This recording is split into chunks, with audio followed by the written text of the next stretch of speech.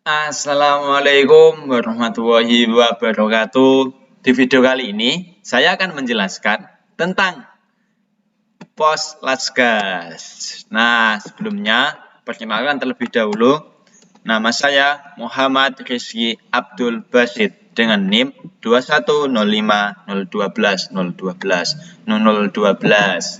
Nah, tugas video kali ini saya gunakan untuk memenuhi tugas praktikum proses produksi. Nah, apa sih Lasgas itu?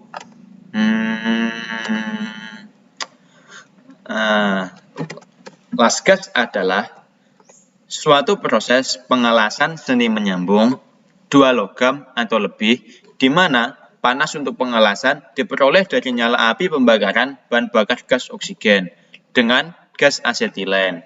Nah, benar banget nih, gas yang dipakai tuh gas oksigen dan gas asetilen. Kenapa sih kok bisa pakai gas asetilen? Karena gas asetilen memiliki beberapa kelebihan, yaitu menghasilkan temperatur nyala api yang lebih tinggi dari gas bahan bakar lainnya, baik bila dicampur dengan udara ataupun oksigen. Nah, tujuannya pemakaian gas asetilen itu sehingga nanti pas saat pengelasan, ketika api mengenai logamnya bisa langsung mencair dan bisa menyambung di antara dua buah logam yang akan disambung. Selain itu, bisa juga dengan menggunakan bahan tambah ataupun kawat las agar proses pengelasan terjadi dengan sempurna dan bisa lebih mudah. Nah, karena pengelasan berhubungan dengan api, oleh karena itu kita harus ingat terhadap keselamatan kita. Apa saja sih safety tool-nya? Nah, untuk yang pertama yaitu apa nih? Ini adalah Google. Selain Google, kita juga bisa menggunakan helm las. Ini bukan helm PUBG ya. Memang mirip sih, tapi ini helm las. Nah, Google dan helm las ini memiliki fungsi yang sama, yaitu untuk melindungi mata kita dari percikan api las gas saat kita mengelas. Nah, untuk selanjutnya yaitu nih leader apron. Leader apron ini untuk melindungi tubuh kita dari percikan api las gas, sehingga kita tidak merasa panas juga saat mengelas. Nah, untuk selanjutnya adalah leader glove. Leader glove ini dipakai di kedua tangan ya untuk melindungi tangan kita dari percikan api las gas. Nah, selain untuk melindungi percikan, bisa juga untuk melindungi agar tangan kita tidak merasa panas, karena saat mengelas kan pasti kedua tangan kita dekat tuh dengan las gasnya. Nah, oleh karena itu dengan menggunakan leather glove ini tangan kita bisa terlindung dari rasa panasnya sehingga kita bisa merasa nyaman. Selanjutnya adalah safety shoes. Nah, safety shoes ini digunakan untuk melindungi tubuh kita bagian bawah, yaitu kaki, agar kaki kita tidak terkena percikan api las gas. Selain itu, biasanya di bengkel-bengkel tersebut biasanya kan ada tuh potongan-potongan logam yang berserakan, agar dengan safety shoes ini diharapkan ketika kita menginjak logam seperti itu, kaki kita tidak merasa sakit, sehingga perlu nih safety shoes. Nah, untuk yang terakhir ini nih yang sering dilupakan, tapi ini penting banget, yaitu masker las. Masker las ini digunakan untuk melindungi tubuh kita agar tidak keracunan karena kelamaan menghirup gas asetilen, karena biasanya untuk bagi yang baru pertama kali atau jarang-jarang mengelas, biasanya tidak tahan dengan bau gas asetilennya dan biasanya malah merasa pusing kalau kelamaan menghirup gas asetilennya.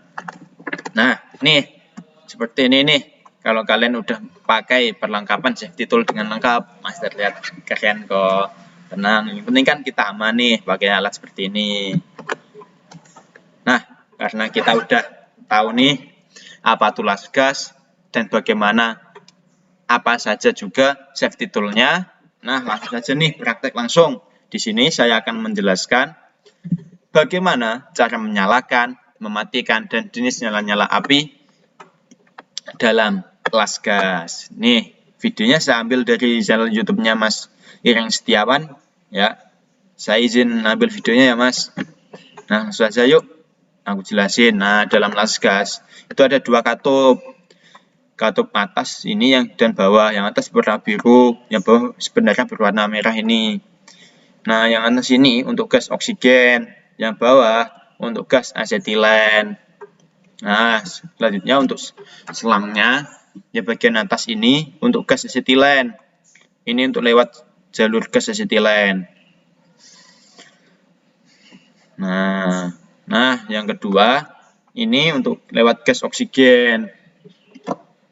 Nah, ini untuk cara menyalakannya. Kita buka terlebih dahulu nih katup gas asetilennya. Nah, terlihat nih sebenarnya ada suaranya wush gitu, tapi pelan. Itu tandanya bahwa gas asetilennya telah terbuka. Nah, yang kedua baru kita nyalakan nih gas oksigennya. Ini diingat ya, ini gas oksigen, ini gas asetilen. Yang atas gas oksigen, yang bawah gas asetilen. Nah, untuk membuka katupnya pun ada caranya nih guys. Kalian bisa membukanya dengan 2 tangan atau 2 jempol nih untuk membantu membuka. Ini lebih ringan kalau membuka dengan 2 jempol. Caranya seperti itu. Nah, kalau kalian seperti ini membukanya dengan tangan yang kanan memegang ini, yang kiri membuka katup, biasanya akan lebih berat nih dan susah. Langkah baiknya dilakukan dengan cara seperti tadi, atau enggak kalian bisa menggunakan jempol lalu dengan bantuan tangan kiri untuk membuka. Nah, ini lebih mudah. Nah, langsung saja yuk kita nyalakan apinya. Perlu diingat kita harus membuka katup gas asetilennya terlebih dahulu. Gas asetilen terbuka. Nah, itu lalu gas oksigennya dibuka. Baru kita sulut apinya. Gas asetilen ya dibuka dulu, jangan lupa. Lalu kita sulut apinya. Nah, untuk ini jangan lupa ya, langsung disesuaikan dengan gas oksigennya. Jangan kelamaan gas asetilen terbuka seperti ini, karena bahaya. Nanti bisa terjadi ledakan dalam selangnya maupun di gasnya, tabung gas. Nah, langsung diikuti dengan oksigen. Langsung dibuka gas oksigennya, sesuaikan dengan keinginan kita. Kita mau mencari api mana, api karburasi, oksidasi, atau netral. Nah, lalu untuk mematikan juga gas seperti cara tadi, gas asetilennya terlebih dahulu kita tutup, baru gas oksigennya. Itu untuk cara mematikan. Nih, langsung mati sempurna kan. Nah, sebenarnya bisa juga dengan oksigen terlebih dahulu. Tapi biasanya lebih bahaya karena kita biasanya menuntut oksigen terlebih dahulu, malah apinya belum mati, malah bahaya. Kita nutup oksigen terlebih dahulu lalu diikuti gas asetilennya, tapi biasanya apinya tuh masih nyala di sini, malah bahaya. Jadi, mending kalau mematikan seperti kayak menyalakan, yaitu gas asetilennya terlebih dahulu, barulah gas oksigennya kita matikan. Gitu. Nah, ini nih contohnya nih, kalau kita matiin oksigennya dahulu.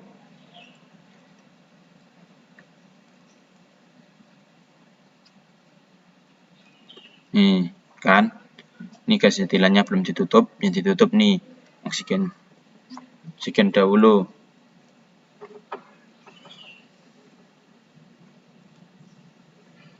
Nah, nih malah masih nyala kan antrinya. Ini kemungkinan ada simpanan di sini gas asetilennya.